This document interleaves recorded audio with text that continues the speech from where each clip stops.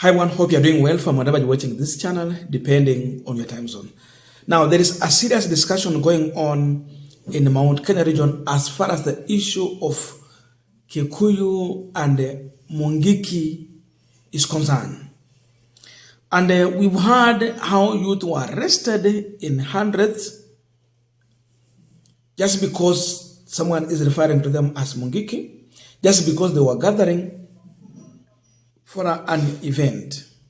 That means if you are a Kikuyu youth, when you are found in a gathering, you are being framed Mungiki.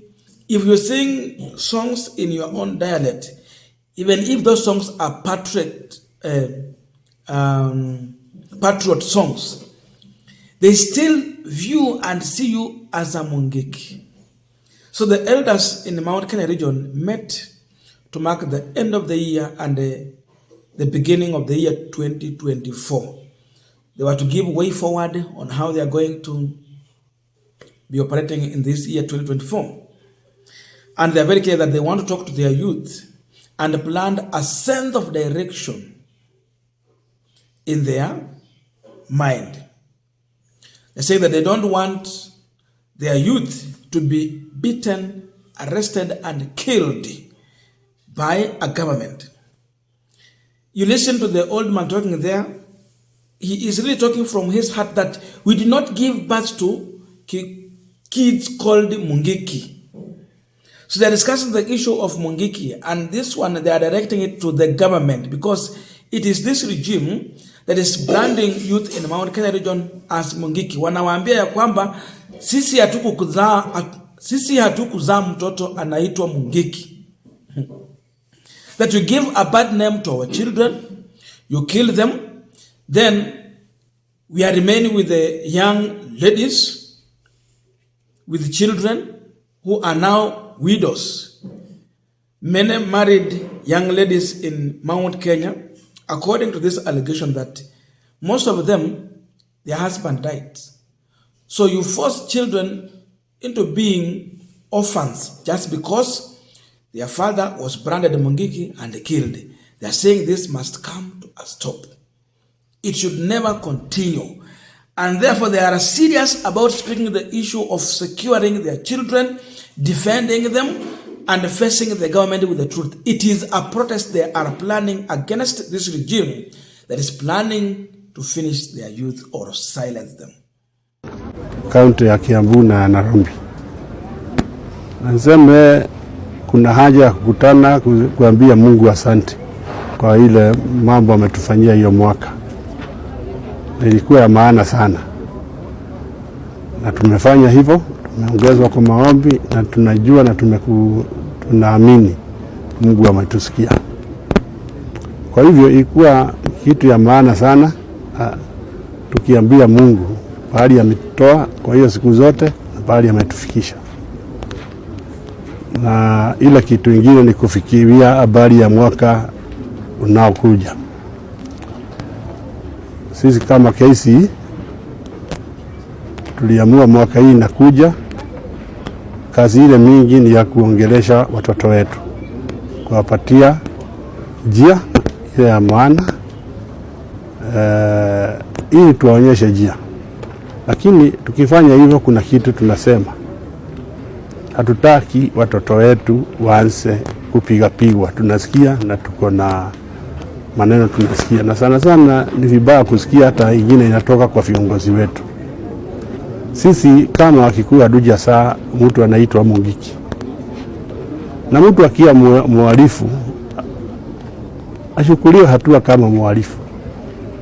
Lakini huwezi kuwa unasema watoto wetu wote ni wabaya, unawapatia jina hata haina maana ya kuwamaliza. Na sio mara ya kwanza kuona watoto wetu wakiuawa.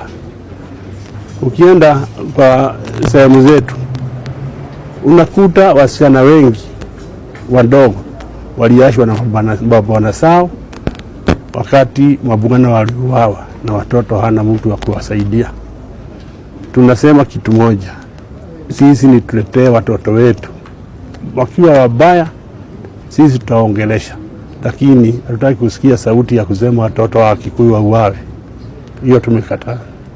Beside this, there was an earlier clip where women also came together, and of course they were disgruntledly speaking about how their children have suffered emotionally, being branded, and being killed. They gave a serious warning, which is similar to this one. So this tells you that Mount Kenya is not happy with this government. Gachagwa kwa hii serikali, lakini watu wa Mount Kenya region hawana furaha na serikali hii. They have a problem with the government, and it seems like they have a war with this government, and they are determined to fight this war going forward, because it has reached a time the fear has to go, and they have to gather courage, face this regime with the reality. Mahali tumefika mwisho. Wakiomba kura wana vijana wetu na youth wetu, na sisi mama zao walikuwa nasema ni hustlers. Saa hii wamebadilika, wakiwa wameongozwa na women rep wa huko. Wakiita watoto wetu nini? Mongiki. Wewe unajua Mongiki anafanyangwa aje? Shoot to kill. Hiyo ndio order ya Mongiki. Shoot to kill. Kwa hivyo sasa wanataka kuua watoto wetu. Januari ni imefika. Mimi naongea niko na hasira ya mwanamke. Ya mama amezaa akatoa mtoto na tumbo. Na sisi yes, nyene gotideka gasi ara mwanake. Mwana kwale uo mbothe etagwo Mongiki. Na rĩrĩa heana kura ale hasora. Neguo hii. Sasa nawauliza, kama mtoto wangu ambaye nimezaa na tumbo yangu nikasukuma akatoka, akipeana kura alikuwa kijana mzuri, saa hii amekuwa Mongiki. Na mnajua order ya Mongiki ni shoot to kill. Mnataka kumaliza vijana ya Kiambu. Mnataka kumaliza wasichana wachanga wa Kiambu. Mumeleta madawa huku, watu wanakunywa madawa, pombe inapeanwa free. Mkitudanganya hapa mna deal na pombe. Munapeana school fees, ndio hiyo inakuja January, wazazi wataitisha school fees. Tumesema imetosha, punda amechoka. Punda amechoka. Wacha nioke tu. Now we are continuing this panel discussion, but just a quick request. For those who are watching and you have not subscribed, please consider subscribing. To our returning subscribers, I must say thank you so much. And again to all our viewers, please give this video a thumbs up. Thank you so much, and back to this discussion. Now, when you look at the situation like this one, whereby a region has a deputy president, second in command, but they are like no one is there for them. They are on their own, no one to defend them. Instead, they are being exposed, even with the man who is now their person, second in command in the very same government. This is an indication that Gachagwa has failed to defend the community or the region where he is coming from. Yes, our politics is local. It starts from home, then tunaenda kule nje. That's a fact. So, by the fact that our politics is local, Gachagwa has failed to secure the interest and protect his own people, and that's why they are coming out. They are gaining courage, no fear. They can face camera and speak about their issue, their suffering, and how their own children are being finished. Gachagwa amefaili, ameanguka mtihani. And this is how Gachagwa failed. Any gathering of youth in the Mount Kenya region, Gachagwa views it as a threat. In fact, a political threat. Why? Because this government has failed. And you heard that lady saying that during campaign, their youth were being referred to as hustlers. Now, after campaign, they are being referred to as Mungiki. They have changed from hustler, now they are a Mungiki. Reason? They have failed to deliver their promises. They overpromised. They lied to the youth. And now youth are asking for what this government promised.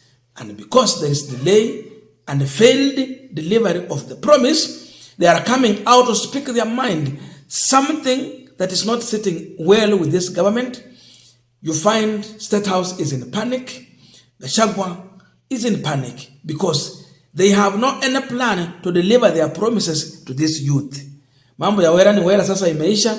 It's all about Mungiki. Wanaofia kwa sababu ya uongo ambao waliambia wa Kenya wakati wa kupiga kura. So when they see youth in Mount Kenya region gathering, they are worried. They see them speaking, they are worried.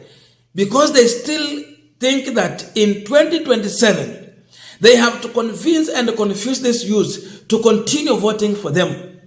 That if you give them a chance to speak their mind, reason, think, then they are going to change their mind and it might just be a protest. So because of this, use force. Now that is dictatorship. Start using force, threat, intimidation, harassment, arrest, kill even where possible, so that you threaten other people who have same ideas or same plan like those whom you have victimized. Hayo ndio mambo yanafanyika. So men and women in Mount Kenya region have decided that the year 2024, they will not keep quiet, they will not be in silence, they will speak their mind, they will defend their children, they will come out boldly, and they will face this government. And that is what is happening. So Ruto should prepare that they will not keep quiet as you continue to brand their own children Mungiki. Gachagwa has been worried. His worry should double, that it has reached a time when women and men will not keep quiet, see you finishing their children and silencing them just because of the political interest that you have. Mambo yameharibika, mambo yanabadilika. So the fear has gone. If they had any hope that let us keep quiet, give time to this government, maybe they will deliver, they are planning, they have discovered there's no any plan. The only plan they have is lies. And now that we cannot live on lies, we can't eat lies, we cannot survive on lies, it is time we come out and destroy the lie. Let the truth stand. So Mount Kenya region men have decided that they will not allow their children to be called Mungiki. They will not keep silent when they see their own daughters becoming widow at a very young age. To see their grandchildren becoming orphans at a very, very young age, just because someone killed their father, because of political interest.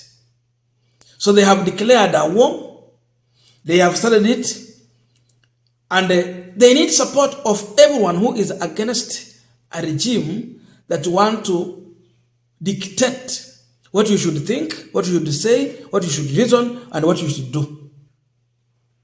Wanakataa.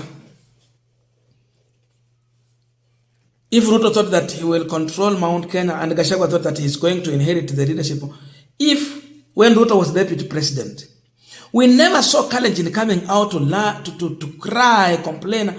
He was sorting out their problems.